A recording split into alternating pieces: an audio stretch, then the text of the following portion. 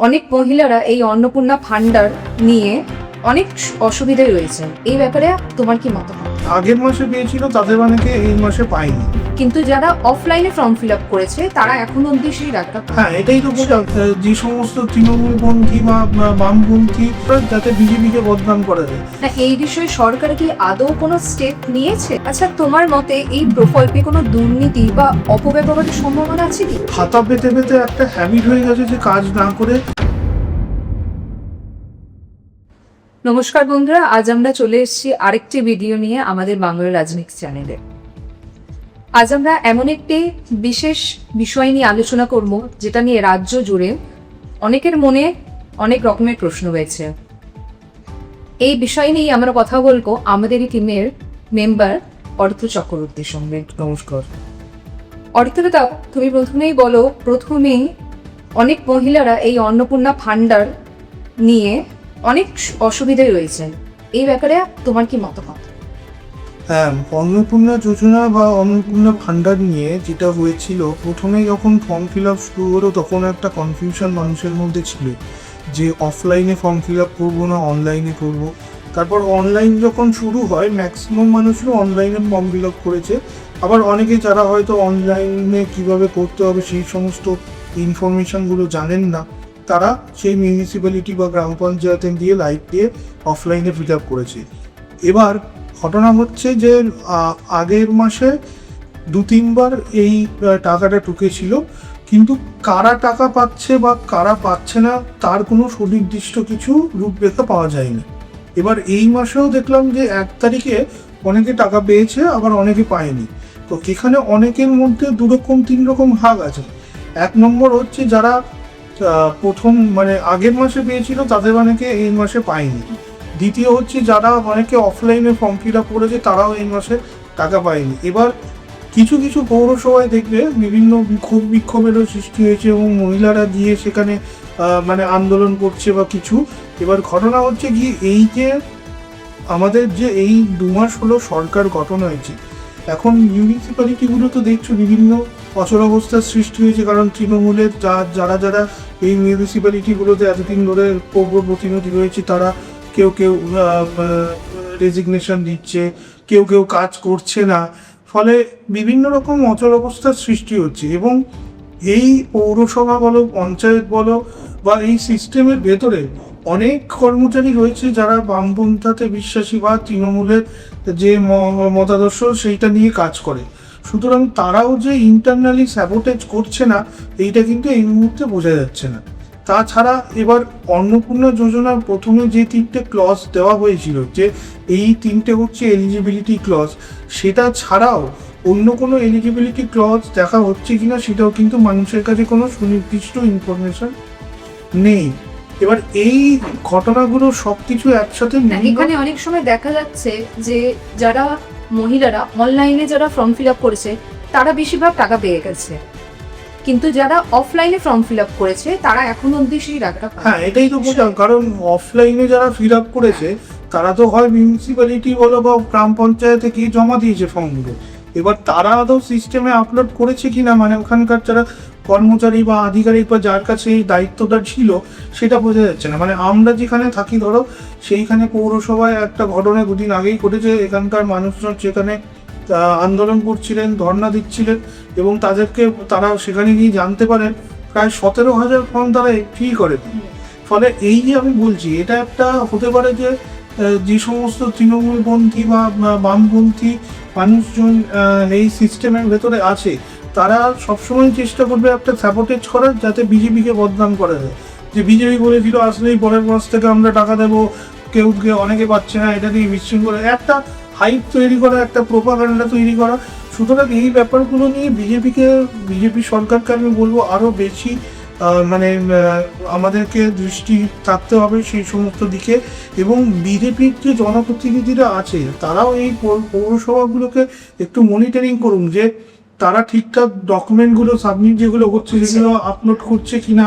একটু ব্লকে ওয়ার্ডে খোঁজ নিন যে সবাই এই সুযোগগুলো পাচ্ছে কিনা, কারণ এই এখন কিন্তু আর আগের মতো ব্যাপার নেই। সরকারে থাকা আর বিরোধীতে থাকা এই দুটোর মধ্যে কিন্তু ডিফারেন্স আছে। এইটা গ্রাউন্ড লেভেলের যারা কার্যকর্তা বিজেপি তাদেরকেও বুঝতে হবে এবং মানুষের কাছে গিয়ে এই জিনিসগুলো জানতে হবে এবং তাদেরকে সঠিক সহায়তাটা দিতে হবে। হ্যাঁ, আচ্ছা, এটা কি শুধু প্রশাসনিক সমস্যার জন্যই নাকি অন্য কোনো কারণ রয়েছে এই বিষয়ে? দেখো, প্রশাসনিক সমস্যা তো অবশ্যই একটা পার্ট, তাছাড়াও তুমি জানবে যে এই যে এত হিউজ নাম্বার অফ ডেটা, মানে যখন একজন কমিটমেন্ট করছে, কমিটমেন্টটা তো কোনো এখানে জনপ্রতিনিধি হিসেবে রিটেন কমিটমেন্ট থাকে না, বাট আমি যেটা আগেও একটা ভিডিওতে বলেছি যে যেটা আমি কমিট করছি আর যখন সেটা ইমপ্লিমেন্ট করছি, রিয়ালিটি জিনিসটা অনেক ডিফারেন্স হয়। সেখানে বিভিন্ন রকম কনফিউশন থাকে, বিভিন্ন রকম মানে রোড ব্লকার থাকে আমরা যেটাকে বলি। তো এই জিনিসগুলোকে কাটিয়ে উঠে ব্যাপারটাকে এগিয়ে নিয়ে যেতে হবে। এবার ক্ষমতায় আসার এখনো 2 মাস হয়নি, এর মধ্যেই অনেকটা কাজ এগুলোও হয়তো পুরোটা এগিয়ে ওঠা যায়নি। এবং সব থেকে বড় সমস্যা যেটা অন্নপূর্ণা যোজনা বা এই যোজনাগুলো নিয়ে হয়ে উঠেছে, সেটা হচ্ছে কোথাও স্টেটাস প্রপারলি জানা যাচ্ছে না। যে একটা মানুষ হয়তো হতেই পারে ভুল কিছু দিয়েছে, সেই ভুলটাকে ঠিক করার জায়গাটা কোথায়, বা মানে কেন তার ফর্মটা রিজেক্ট হলো, কেন হলো না, এই জিনিসগুলো জানাটা যাচ্ছে না এবং তার জন্যই মানুষ আরো ব্যতিব্যস্ত হয়ে করছে। না, এই বিষয়ে সরকার কি আদৌ কোনো স্টেপ নিয়েছে বলে মনে হয়? দেখুন, শুভেন্দু অধিকারী আমাদের মাননীয় মুখ্যমন্ত্রী এবং অগ্নিমিত্রা পল বারবারই বলছেন যে এগুলো নিয়ে সবগুলোই খতিয়ে দেখা হচ্ছে এবং যারা ধরুন আগের মাসে টাকা পেয়েছে, এ মাসে পায়নি, বা এখনো যারা একবারও টাকা পায়নি, সমস্ত ফর্মগুলোই তারা বিবেচনার সাপেক্ষে রয়েছে। ঠিক আছে, তো এইগুলো ভেরিফিকেশন করতেও সময় লাগবে। আমাদের পশ্চিমবঙ্গে আমার মনে হয় না প্রত্যেকটা সেক্টরেই এখন অনেক বছর নিয়োগ হয়নি, এই 15 বছরে লাস্ট নিয়োগ হয়নি, অনেক এমনি কর্মী শর্টেজ আছে, তার উপর কিছু কর্মী এই যে স্যাবোটেজের ঘটনা বললাম সেগুলো। তো এইখানে আমি বলবো সরকারকে প্রপার কিছু মনিটরিং সিস্টেম রাখুন এবং যেখানে যেখানে মনে হচ্ছে যে ইন্টারনালি কোনো কর্মচারী স্যাবোটেজ করার চেষ্টা করছে তাদের এগেনস্টে কিছু ডিসিপ্লিনারি অ্যাকশন। তুমি যেখানে কর্মীরা যে শর্টেজের কথাটা বললে, এটার কি কারণ হতে পারে? না, এতদিন ধরে রিক্রুটমেন্ট হয়নি, 15 বছর ধরে সেরকম রিক্রুটমেন্ট হয়নি এবং যেটুকুনিও হয়েছে কন্ট্রাকচুয়াল কিছু রিক্রুটমেন্ট হয়েছে, গ্রাম পঞ্চায়েত বলো, পৌরসভা বলো। তো সেক্ষেত্রে সমস্ত স্তরে দেখো, এমনিতেই আমাদের পঞ্চায়েত মন্ত্রী শ্রী দিলীপ ঘোষ অলরেডি বলেছেন যে এখানে যে শর্টেজ আছে সেগুলোকে আস্তে আস্তে ফিল আপ করা হবে এবং অলরেডি আমার মনে হয় পঞ্চায়েতের জন্য 6500 রিক্রুটমেন্টের একটা নোটিফিকেশন বেরিয়েছে। তো রিক্রুটমেন্ট তো অবশ্যই দরকার, মানে যে স্টাফ আছে তাদেরকে নিয়ে এই হিউজ পপুলেশন, এই এত ভেরিফিকেশন অন টাইপ করাটা একটু ডিফিকাল্ট। মানে সেক্ষেত্রে আমার মনে হয় আর একটু ভালোভাবে দেখে নিয়ে এস্টিমেট করে কাজটা করা উচিত ছিল। যাই হোক, এটা সবে নতুন গভর্নমেন্ট এসছে এবং বিজেপির সত্যি কথা বলতে যে গভর্নমেন্ট ফর্ম হয়েছে সেখানে তুমি যদি দেখো যারা মন্ত্রী হয়েছেন বা বিধায়ক হয়েছেন তাদের ওদের 60%-এরই হয়তো মানে এই সরাসরি রাজনীতিতে মানে এক্সপিরিয়েন্সটা খুব কম, ফলে তাদেরও শিখতে জানতে একটু সময় লাগবে এবং এই ব্যাপারগুলো কিন্তু যাতে বিরোধীদের কাছে কোনো এক্সট্রা পয়েন্ট তুলে নেওয়া দেয় যে বিজেপির বিরুদ্ধে, সেটাও কিন্তু তাদেরও খেয়াল রাখতে হবে। আচ্ছা, তোমার মতে এই প্রকল্পে কোনো দুর্নীতি বা অপব্যবহারের সম্ভাবনা আছে কি?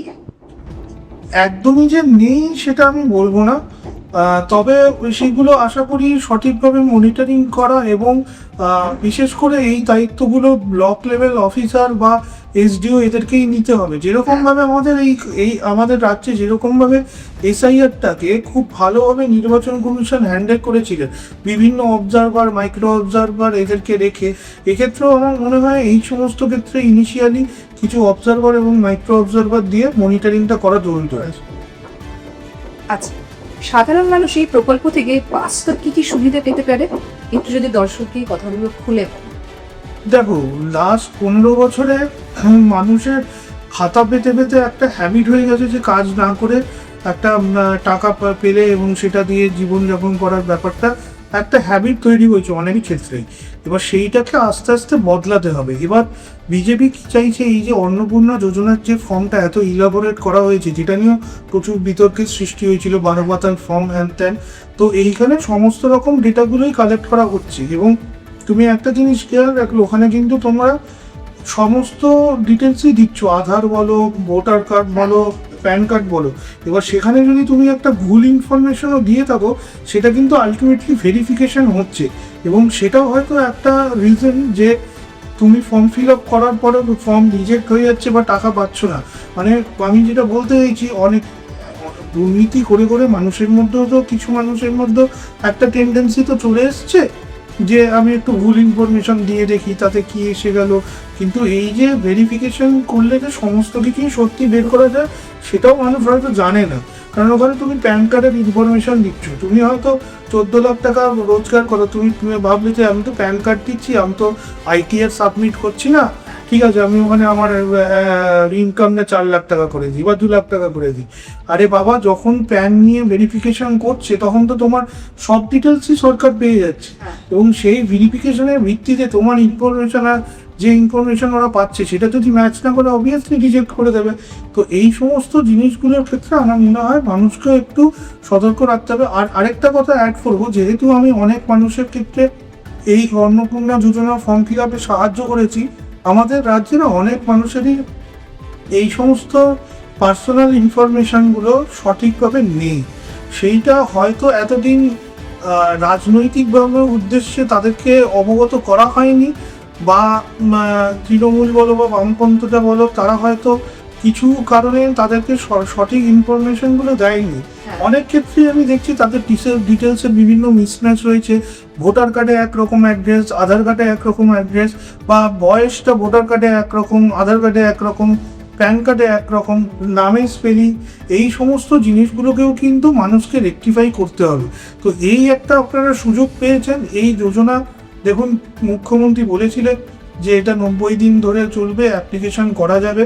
এখনও কিছু দিন বাকি আছে, 1 মাস মতন বাকি আছে। আপনাদের যে ইনফরমেশনগুলো ঠিক নেই, আমি তাদেরকে রিকোয়েস্ট করবো আগে আপনারা ইনফরমেশনগুলো ঠিক করুন, তারপর সেই ডিটেলসগুলো নিয়ে অ্যাপ্লাই করুন। সেক্ষেত্রে আমার মনে হয় রিজেকশনের মানে সম্ভাবনাটা কম।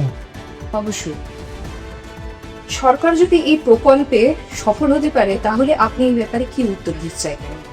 সরকারের দেখো উদ্দেশ্যটা হচ্ছে, বিজেপি গভর্নমেন্ট আসার পর যেটা আমাদের অর্থমন্ত্রীও বলেছেন, স্বপন দাশগুপ্ত বলেছেন যে আমাদের কিন্তু রেভিনিউয়ের দিকে নজর দিতে হবে। কারণ সারা রাজ্যে দেনা করে করে যা অবস্থা হয়েছে, প্রায় 8 লক্ষ কোটি টাকার ওপর ঋণ, এই ঋণ শোধ করে নতুনভাবে রেভিনিউ জেনারেট করাটা কিন্তু অত ইজি কাজ নয়। সুতরাং সরকারের যেটা লক্ষ্য, যাদের প্রয়োজন তাদের সহায়তা করা এবং তাদেরকে আস্তে আস্তে স্বাবলম্বী করে তোলা। মানে এই কাউন্টটা আস্তে আস্তে আমাদের কমাতে হবে, আমাদের সরকারকে কমাতে হবে, এটাই সরকারের উদ্দেশ্য। বাস্তবে এই প্রকল্পে সবচেয়ে বড় চ্যালেঞ্জ কি হতে পারে সরকারের? দেখো, চ্যালেঞ্জ যেটা হতে পারে, এই যে আমি বললাম বিভিন্ন জায়গায় ক্ষোভ বিক্ষোভ দেখা যাচ্ছে, তো এইগুলো নিয়ে যারা বিরোধী দল, এখন বামপন্থী হোক বা তৃণমূল হোক, যদিও তৃণমূল এখন নিজেদের সামলাতে ব্যস্ত, ভালো তৃণমূল, খারাপ তৃণমূল, মৃত তৃণমূল, বিভিন্ন মৃত তৃণমূল, অনেক তৃণমূল আছে, তবুও বামপন্থী এবং তৃণমূলরা এইটাকে একটা, বিরোধী দলরা এগুলোকে একটা ইস্যু করে একটা নেগেটিভ ন্যারেটিভ তৈরি করবে বিজেপির ওপর, এবং বিভিন্ন এরা তখন এক্সাম্পল নিয়ে আসবে। যেহেতু দেখো আর মোটামুটি 2 বছরের মধ্যে আমাদের ভোট রয়েছে উত্তরপ্রদেশে, ঠিক আছে, তারপরে আমাদের লোকসভার ভোট রয়েছে 29-এ। সুতরাং এই পিরিয়ডটাকে একটু মাথায় রেখে বিজেপিকে চলতে হবে, যাতে এখানকার কোনো নেগেটিভ ন্যারেটিভ অন্য যে ইলেকশনগুলো আছে তাকে কোনো এফেক্ট না করতে পারে। এবং আরেকটা জিনিসও আমি বলবো, যখন মানে এটা আমি দেখেছি, এটা ঠিক নেগেটিভ পয়েন্ট হিসেবে বলছি না, বাট এটা একটা কনসার্ন আমি লক্ষ্য করেছি বিজেপির ক্ষেত্রে, সেটা কেন্দ্রের সরকার হোক বা বিভিন্ন রাজ্যের হোক, বিজেপি যখন কোনো প্রকল্প নিয়ে আসে, ওরা খুব তাড়াতাড়ি এই ব্যাপারটাকে ইমপ্লিমেন্ট করতে চায়। এবং সেই ইমপ্লিমেন্ট করার জন্য কি হয়, তখন ইনিশিয়ালি প্রকল্পটা শুরু হয়, অনেক লুপহোলস থাকে। তুমি তো হয়তো মনে থাকবে, যখন প্রথম GST নিয়ে এসেছিল, তখনও বিভিন্ন মানুষের মধ্যে বিভিন্ন রকম প্রশ্ন ছিল, অনেক ক্ল্যারিটি ছিল না। তো এই ইমপ্লিমেন্টেশন যখন করা হচ্ছে, তখন আমার মনে হয় আরেকটু বেশি ক্ল্যারিটি নিয়ে জিনিসটাকে শুরু করাটা বেটারই ছিল। যেরকম অন্নপূর্ণা যোজনাতেও যে ফর্মটা অনলাইনে ফিল আপ করতে হচ্ছে সেটা খুব সুন্দরভাবে তৈরি করা হয়েছে এবং মানে খুব ইউজার ফ্রেন্ডলি, যে কোনো মানুষই ইংরাজি পড়তে জানলে বা বুঝতে জানলে ওটা ফিল আপ করতে পারবে। কিন্তু এর সাথে ওই যে বললাম সাবমিট করার পর ফর্মটার কি স্টেটাস, এই ইনফরমেশনটা পাওয়ার যদি একটা জায়গা থাকতো, বা হয়তো কোনো কারণে কোনো ভুল ইনফরমেশন দেওয়া হয়ে গেল, সেইটাকে যদি এডিট করার কোনো জায়গা থাকতো, আপডেট করার যে কোনো জায়গা থাকতো, আমার মনে হয় জিনিসটা ফুল প্রুফ হতো। তো এই জিনিসটা আমার মনে হয় বিজেপি গভর্নমেন্টের ভাবা উচিত, এবং দরকার করলে কোনো পোস্ট ক্রিয়েট করে এখানে সেরকম কিছু আধিকারিক বলো বা কাউকে একটা রাখা উচিত যারা এই জিনিসগুলোকে পর্যালোচনা করবে এবং তার একটা ফিডব্যাক বা আপডেট আমরা হয়তো পেতে থাকবো সেখান থেকে। দীর্ঘমেয়াদী রাজ্যের অর্থনীতিতে এর প্রভাব কি পড়তে পারে? দেখো, আমাদের রাজ্যের যা অবস্থা, আমি আগেও বললাম যে 8 লক্ষ কোটি টাকার উপর প্রায় ঋণ। সেক্ষেত্রে যে কোনো kind of free of cost service যেটা আমি দিচ্ছি এতগুলো করে টাকা, সেটা দীর্ঘমেয়াদী চলতে থাকলে যে কোনো সরকারেরই লস। কারণ এইটাতে কোনো রেভিনিউ জেনারেট হচ্ছে না। মানে ধরো তোমার ক্রেডিট কার্ড আছে, তুমি সেই ক্রেডিট কার্ড থেকে অনবরত কিছু না কিছু খরচা করে যাচ্ছ উইদাউট এনি ইনকাম, ঠিক আছে? সেক্ষেত্রে সেটা তো অবভিয়াসলি তোমার ক্রেডিট কার্ডের বিলটাকেই বাড়াবে এবং তার সাথে ইন্টারেস্টও যোগ হবে। সেক্ষেত্রে যেটা বিজেপি সরকারও চাইছে, এবং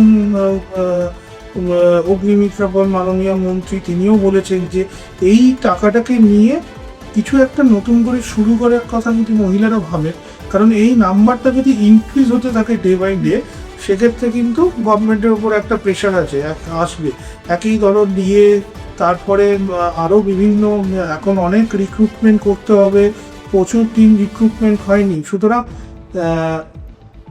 খরচা কিন্তু বাড়বে। সেক্ষেত্রে আমাদের সরকারের লক্ষ্য এটাই হওয়া উচিত যে এই সংখ্যাটাকে আস্তে আস্তে কী করে কমানো যায়, এবং কিছু মহিলাকে হয়তো আগামী দিনে আমার মনে হয় যেটা যে লাডলি বেহেন বা লাখপতি দিদি এরকম কিছু প্রকল্পও আসবে, যাতে মহিলারা আস্তে আস্তে এখান থেকে বেরিয়ে ওই প্রকল্পগুলো নিয়ে নিজেদের একটা প্রতিষ্ঠিত করার কিছু করতে পারে।